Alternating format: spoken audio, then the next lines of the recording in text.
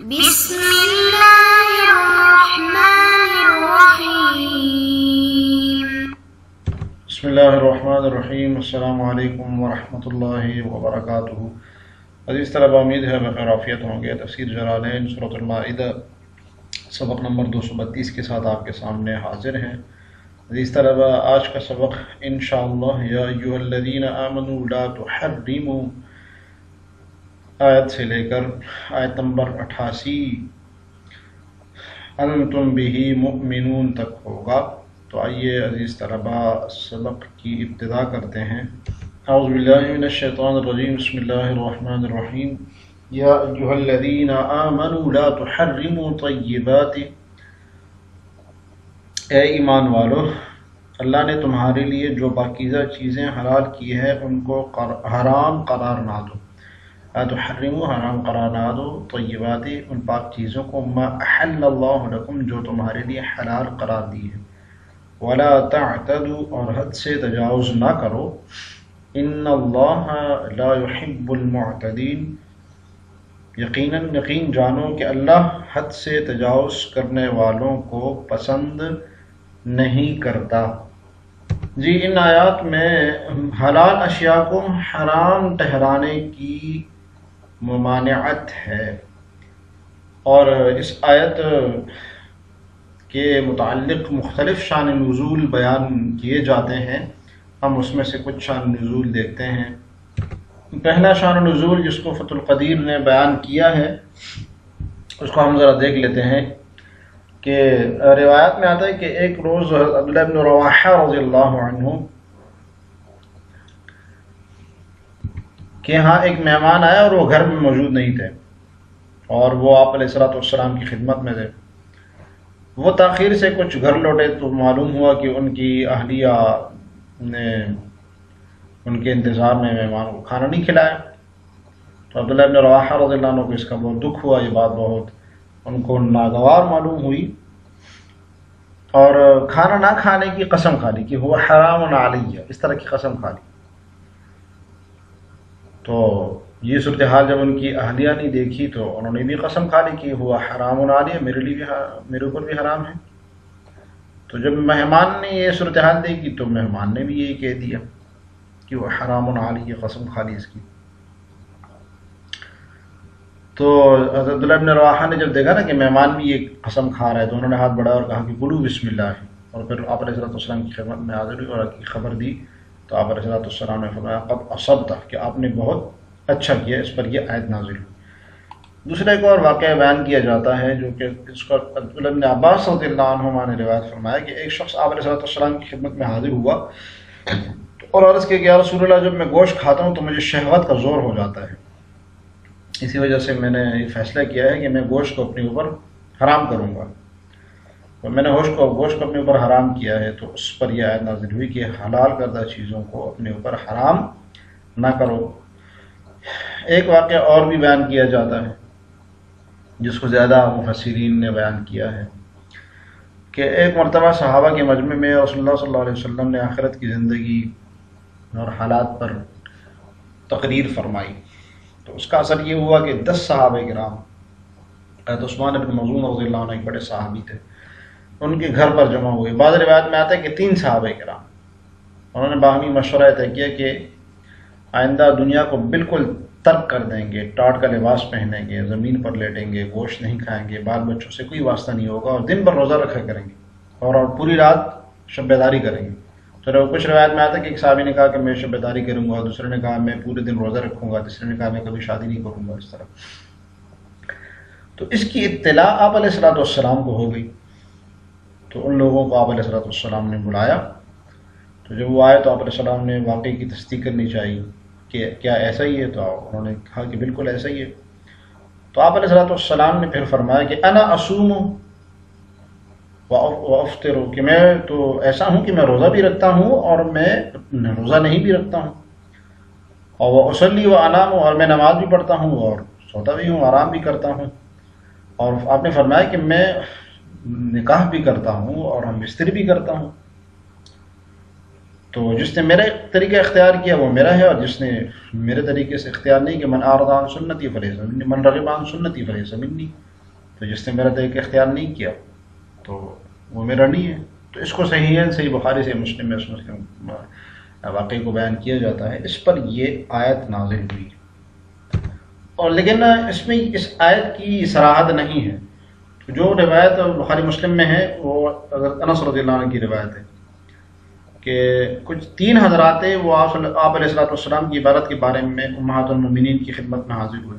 تو جب ان کو آپ علیہ الصلوۃ والسلام کی عبادت کے بارے میں بتایا گیا تو بہت قلیل سمجھا کہ تو بہت کم ہے، اور کہنے لگے کہ رسول اللہ صلی اللہ علیہ وسلم سے ہمارا کیا مقابلہ، آپ کی تو اگلے پچھلے تمام قصور معاف ہیں۔ تو اس پر پھر ایک شخص نے کہا کہ میں رات بھر نماز پڑھوں گا، دوسرے نے کہا میں دن بھر ہمیشہ روزے رکھوں گا، تیسرے نے کہا میں عورتوں سے ہمیشہ کنارہ کش رہوں گا، نکاح نہیں کروں گا۔ تو روایت میں آتا ہے کہ اتنے میں آپ علیہ الصلوۃ والسلام تشریف لائے، فرمایا کہ تم لوگوں نے ایسا ایسا کہا، تو پھر آپ نے کہا کہ سنو خدا کی قسم، میں تو تم سے زیادہ اللہ کا خوف رکھتا ہوں، اور وَأَخْشَىٰ مِنْكُمْ، اور تم سے زیادہ اللہ سے ڈرتا ہوں، خشیت رکھتا ہوں، لیکن میں روزہ بھی رکھتا ہوں اور کبھی افطاری بھی کرتا ہوں، روزہ نہیں بھی رکھتا ہوں، رات کو نماز بھی پڑھتا ہوں، سوتا بھی ہوں، اور عورتوں سے نکاح بھی کرتا ہوں۔ وَمَن رغب عن سنتی فلیس منی، جو میری سنت سے اعراض کرے گا وہ مجھ میں سے نہیں ہوگا۔ تو یہ اس طرح کے الفاظ آپ علیہ الصلوۃ والسلام نے بیان فرمائے۔ بہرحال ان آیات میں یہ بتایا گیا ہے کہ ترک دنیا اور ترک شہوات اور ترک لذات ایک حد تک تو پسندیدہ چیز ہے، ٹھیک ہے، کرنا چاہیے، مگر اس میں حدود الہیہ سے تجاوز کرنا یہ مذموم ہے اور یہ حرام کام ہے۔ تو جو چیزیں اللہ تعالیٰ نے حلال کی ہیں ان کو کھاؤ پیو، اور اہل کتاب کی طرح دین میں غلو مت کرو، نصارہ کی طرح، جس نصارہ نے رہبانیت اختیار کر لی تھی، فرمایا کہ ان کی طرح رہبانیت اختیار نہیں کرو، اور حلال اور پاکیزہ چیزوں کو ترک کرنا یہ اللہ تعالیٰ کو پسند نہیں ہے۔ اسی طریقے سے صرف یہود کی طرح لذات میں، شہوتوں میں، خوری میں لگے رہنا یہ بھی اللہ تعالیٰ کو پسند نہیں ہے، اس لیے اعتدال اور میانہ روی سے رہو۔ جی تفصیل دیکھیے، وَنَظَرَ لَمَّا هَمَّ قَوْمٌ مِّنَ الصَّحَابَةِ، شان نزول بیان فرما رہے ہیں صاحب جلال نے، یہ آیت اس وقت نازل ہوئی جب صحابہ کی ایک جماعت نے یہ ارادہ کر لیا ان یلازم الصوم والقیام، کہ وہ ہمیشہ روزہ رکھیں گی اور ہمیشہ والقیام، اور ہمیشہ نماز پڑھیں گے وہ، ولا يقرب النساء والطیبہ، اور کبھی طیبہ اور عورتوں سے کبھی عورتوں کے قریب نہیں جائیں گے، یعنی ہم بستر نہیں کریں گے، طیبہ اور کبھی خوشبو کے قریب نہیں جائیں گے، ولا یأکل اللحم، اور نہ کبھی گوشت کھائیں گے، ولا ینام علی الفراش، اور نہ کبھی بستر پر سوئیں گے۔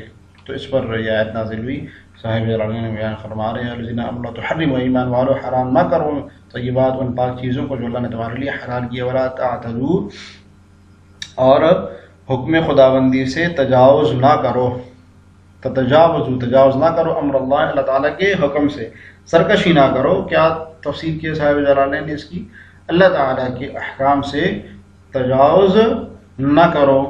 کیا مطلب ہے اس کا، کہ جو چیز اللہ نے حلال کی ہے اس میں حد سے تجاوز ہو گئے، اس کو حرام نہ قرار دو، اور جو چیز اللہ نے حرام قرار دی ہے اس میں حد سے تجاوز ہونا یہ ہے کہ اس کو تم حلال کر دو، تو یہ ہے حد سے تجاوز ہونا۔ باقی حد سے تجاوز ہونے کی کئی مثالیں ہیں،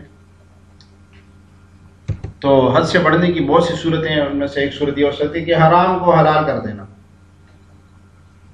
حلال کو حرام کر دینا، ایک چیز حلال ہے اور خود کو اوپر حرام کیا جائے، جیسے کھانے پینے کی کوئی چیز اپنے اوپر حرام قرار دینا۔ ایک مرتبہ روایت میں آتا ہے کہ آپ علیہ الصلوۃ والسلام نے اپنے اوپر شہد سے متعلق آپ نے فرمایا تھا کہ میں اس کو ہرگز نہیں پیوں گا، تو اس پر باقاعدہ آیت نازل ہوئی تھی، اے نبی لما تحرم ما احل اللہ لک، آیت 28 سے پارے میں سورۃ تحریم۔